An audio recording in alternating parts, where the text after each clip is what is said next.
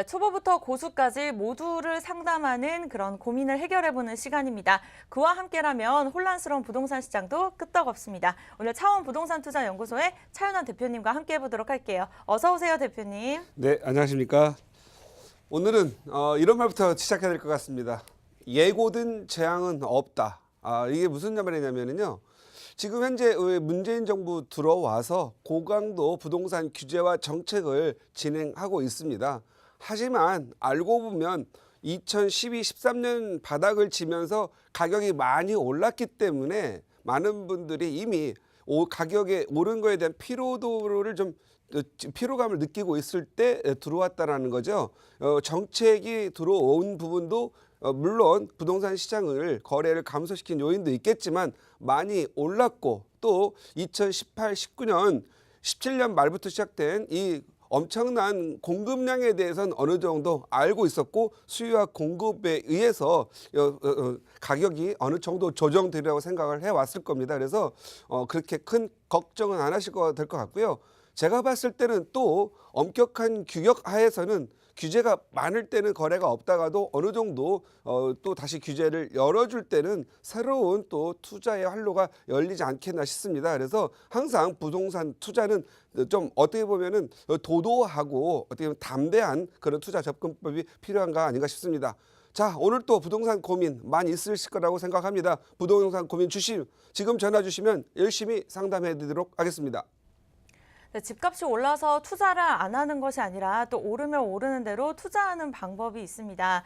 이 직장인들 언제 돈 모아서 내 집 마련하나라는 고민이 드실 것 같은데요. 이건 또 저의 고민이기도 한 것 같습니다. 오늘 대표님이 이 부분에 대해서 꼭꼭 박사를 통해서 또 강의를 진행해 주신다고 하거든요. 네, 대표님 이 부분에서 다뤄주신다고요? 네, 그렇습니다. 우리 아나운서님 또 앞으로 직장인들 많은 젊은 분들 결혼하면서 내 집 하나 갖고 싶은 그런 고민을 많이 하고 있을 겁니다.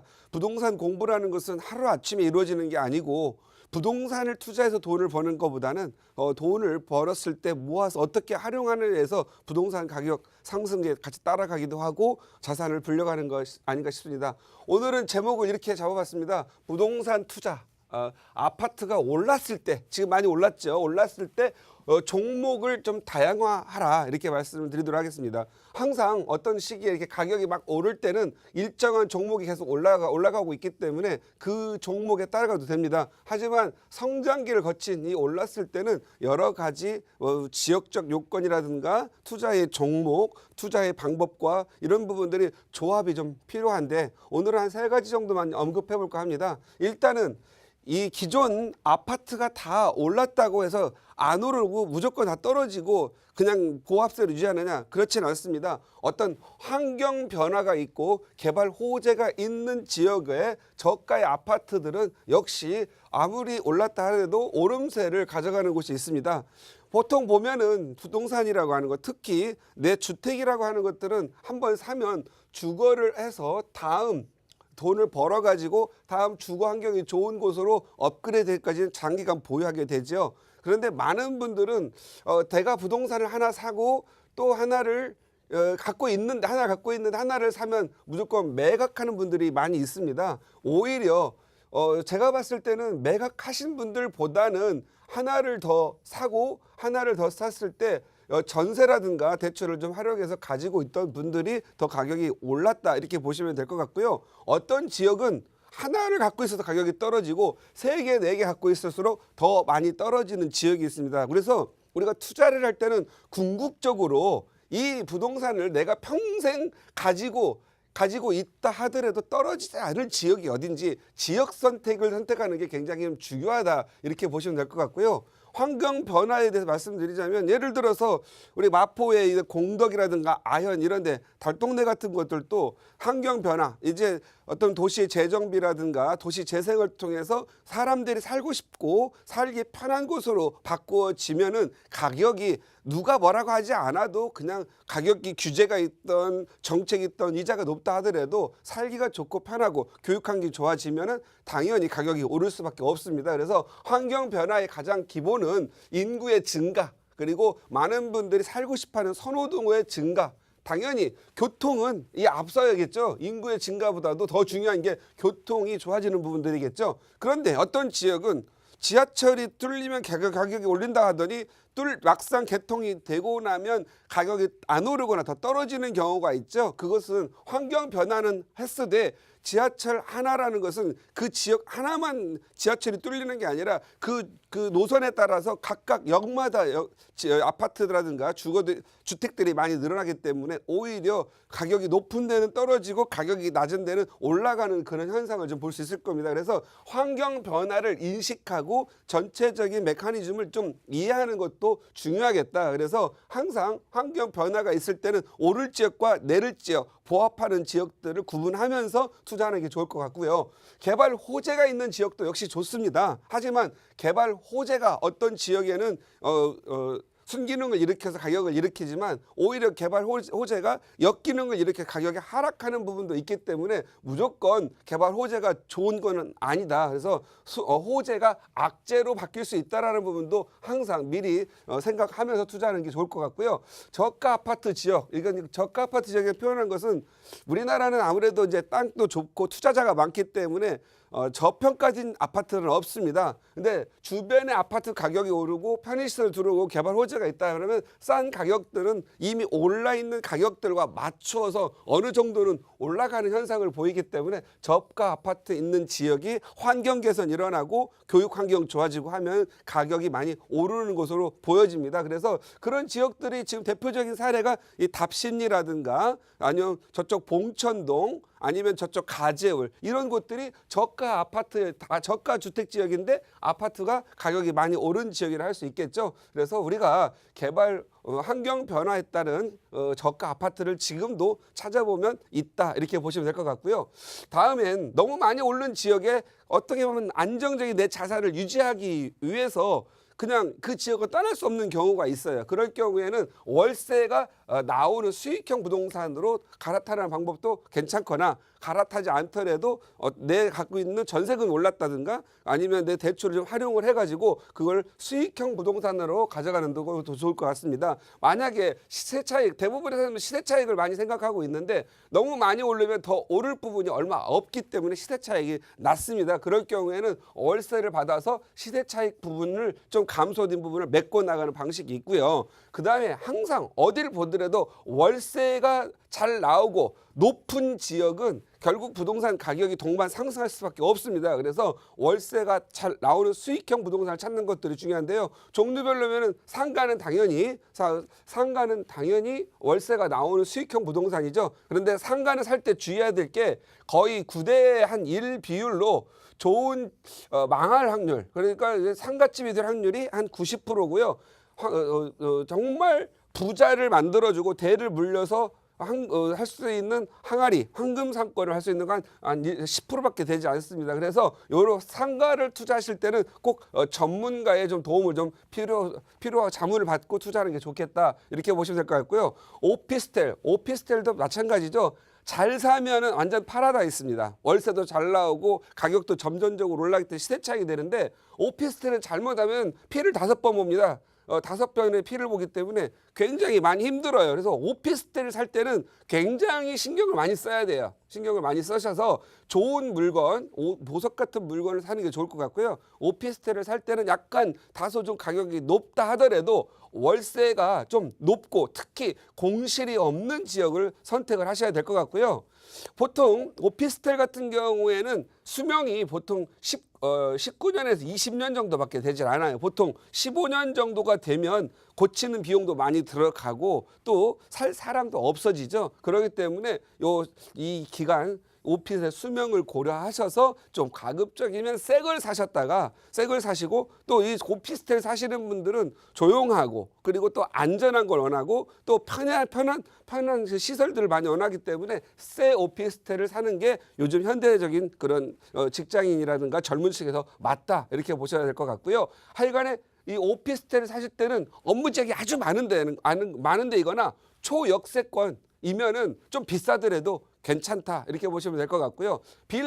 이 빌라 같은 경우에는 월세가 잘 나오는 지역이 거의 좀 제한적이죠. 그래서 대부분 이건 도심 내에서의 빌라를 하시는 게 좋을 것 같고요. 빌라의 특징은 월세를 받다가 노후도가 좀 진행이 되면은 재개발이나 재건축을 통해서 입주권을 받아볼 수 있기 때문에 이것을 꽉 먹고 알 먹게 하는 그런 부분이 있어서 요즘 빌라에 대한 인기가 좋은데요. 빌라를 투자하시는 분들은 딱 가셔가지고 24평 아파트가 그냥 4억 이하인 데는 빌라는 안 산다 이렇게 생각을 하시고 24평 아파트가 그래도 적어도 6억 이상이거나 8억 이상인 지역 같은 경우에는 빌라 수요도 많고 임대 수요도 많아서 투자성이 매우 좋다 이렇게 보시면 될 것 같아요.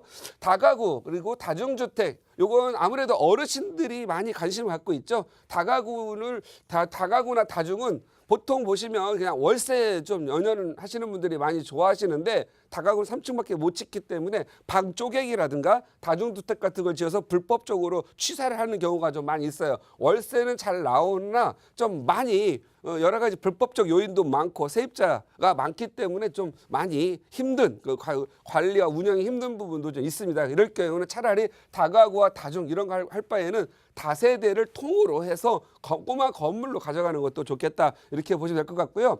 레지던스 오피스텔보다 더 좋죠. 이건 숙박업을 하면서도 취사를 할 수 있기 때문에 요즘은 레지던스가 허가가 잘 안 나오지만 허가를 받았다고 하면 레지던스가 활용 가치가 굉장히 높은 것 같습니다. 뭐 다중이라든가 이런 것들은 취사가 안 된다면 오히려 레지던스는 취사가 되고 오피스텔은 취사이면서 주택으로 포함되기 때문에 중과세를 갖고 간다면 이 레지던스는 숙박업을 할 수 있고 전세 월세 다 놓을 수 있습니다. 그러면서도 주택이 아니기 때문에 중과세를 피하는 걸로 요즘 레지던스 같은 경우는 좀 많이 각광받지 않을까 싶습니다. 그래서 레지던스 건물을 투자하셔가지고 월세, 전세 또는 시세 차익까지 노리는 것도 좋을 것 같고요. 요즘 아주 강한 양도세, 중과세를 좀 피할 수 있지 않나 싶습니다. 세 번째죠. 우리 일반인들이 가장 관심이 많은 게 재개발, 재건축입니다. 이미 조합이 인가가 나가지고 진행된 것들은 가격이 굉장히 높습니다. 높은 반면에 전세 이 굉장히 낮아가지고 실투자 비용가 너무 많이 들어가요. 그럴 경우에는 그냥 재건축과 재개발 예상 지역에 들어가는 것도 큰 의미가 있습니다. 보통 우리가 재개발, 재건축 지금 당장 구역 지정이 됐다 하더라도 10년, 15년 끌고 가거든요. 근데 이미 올라 있는 걸 끌고 간다라고 한다면 가격에 큰 메리트를 못 느낍니다. 다음 단계별로 올라간 단계별 차익만 발생된다면은요. 재개발, 재건축 예정지, 정비구역 되지 않은 지역들은 한번 됐다 하면은요. 가격이 막 2배, 1.5배 이렇게 오르는 지역이 있기 때문에 재개발, 재건축 예상 지역을 한번 두드려보는 것도 좋을 것 같고요. 서울의 곳곳에도 역시 예상 지역이 좀 많이 있다 이렇게 보시면 될 것 같고요. 이 예상 지역을 보는 방법은 주택 재개발 구역 지정에 대한 요건이 있는데 다음 네 가지 중에 두 건만 맞아도 되니까 한번 체크해 보시면 좋을 것 같습니다. 일단 호수 밀도 살펴보겠는데요. 1헥타르당 3,000평당 60호 주택이 60개 이상이 밀집되어 있는 곳들은 아무래도 사람들이 살기 불편하기 때문에 호수 밀도가 이렇게 높은 지역은 재개발이 될 가능성이 좀 높고요. 노후도죠. 건물이 너무 낡으면 살기가 어렵습니다. 열악하고요. 그래서 과거에 얼마 전 2012년까지는 노후도가 60%였는데 지금은 66%네요. 그래서 건물이 노후되고 불량 건축물이 전체 중에서 차지하는 비율이 66%. 3분의 2 이상만 되면 또 노후도가 되기 때문에 이런 지역들을 잘 찾아보면은 가장 재개발 진행이 가장 빠르게 진행될 수 있는 곳이다 이렇게 보시면 될 것 같고요. 접도율도 고려 대상입니다. 접도율은 4m 도로에 자기 주택들이 4m를 이상 접한 것들이 40% 접두가 안 되는 게 40% 이상인 경우에는 또 역시 재개발로 구역 지정 요건이 되기 때문에 그렇고요.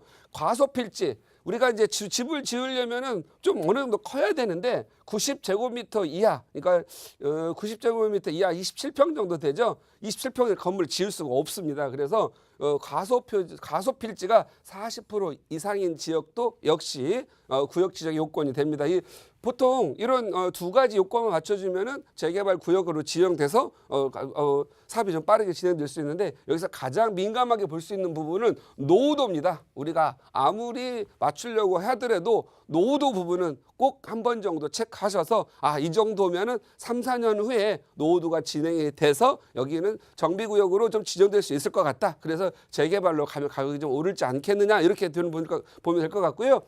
약간의 요건들이 수도권 경인 지역 같은 경우에는 서울보다 좀 많이 완화돼 있다 이렇게 보시면 될 것 같고요. 오늘 얘기한 부분은 서울에 한해서 말씀을 드렸습니다. 그래서 요즘처럼 이게 투자 이제 부동산 아파트들 만약 투자처가 없을 때는 약간 이게 다양한 투자처를 살펴보는 것도 투자에 큰 도움이 되지 않을까 해서 오늘 한번 살펴보았습니다.